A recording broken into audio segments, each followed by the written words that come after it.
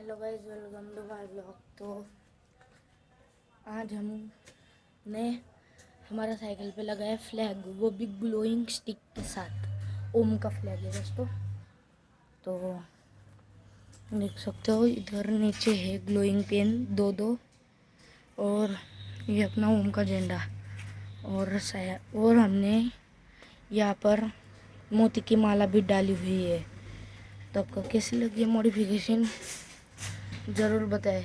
तो साइकिल अच्छी लगी है या बुरी लगी है, या हमें इसे उतार देना चाहिए, कमेंट में करें। और हमने इसका ये कलर व्हील जो आगे का खो गया था वो भी लगा दिया है। और गणपति बापा मोरे की इधर फोटो के ऊपर छेद करके यहाँ पे फ्लोर डाला हुआ है। और साइलेंसर को परमानेंट फिक्स कर दिया हमने, अभी हिलता नहीं। तो चलिए बाय बाय, टाटा।